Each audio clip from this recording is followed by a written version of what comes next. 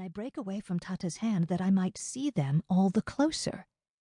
Ben-Azar is turning this way and that way to pass, but no matter which way he would go, there stands a man who blocks him, and as they do not move, he pushes at one who is nearest. But from this crowd of wild men comes now a very bull of a man whose eyes burn like the sun at the end of the day. And in this man's hand there is a sikah, with a blade as curved as a smile.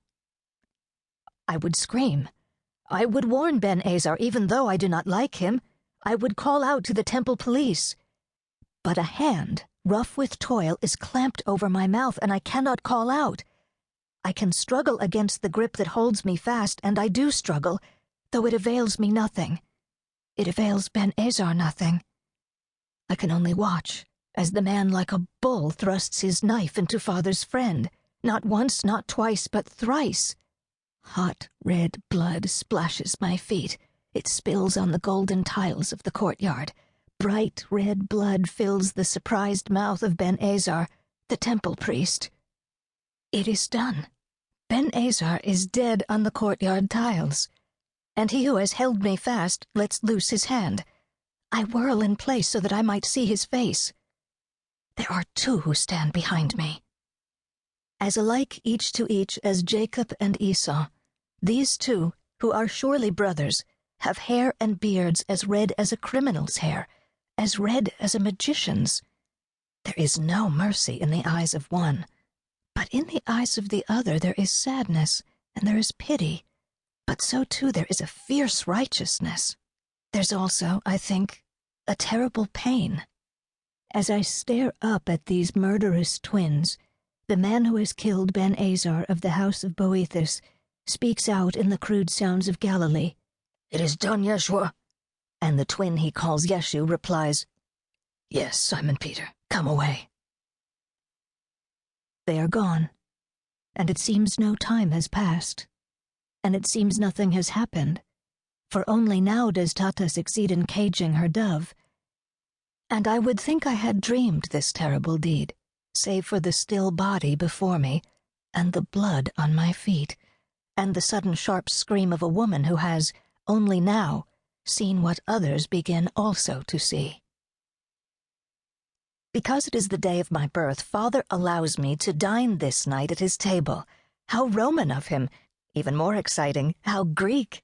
Salome, who is also allowed, pretends she is not as excited as I am, does not think I notice the care she takes with her toilette, or how cross she is with Tata and the other slaves who dress her hair.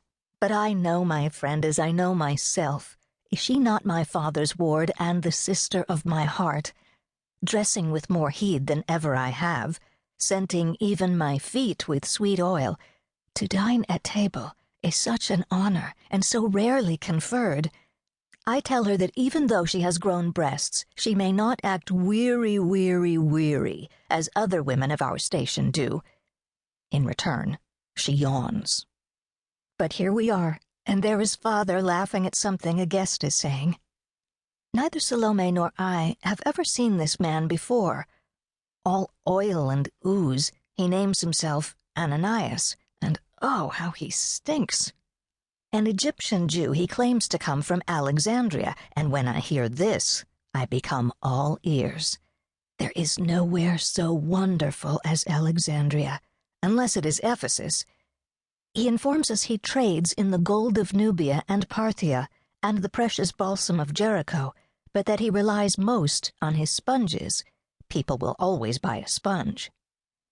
Nicodemus of Bethphage is also at table. Being almost Father's equal in wealth, he is Father's oldest friend, as well as a fellow member of the Sanhedrin, the Jewish governing body. Naomi, Father's new wife, is allowed this night at table too, though this I would rather forget. As the men speak, I watch Ananias peeking at Salome's new breasts.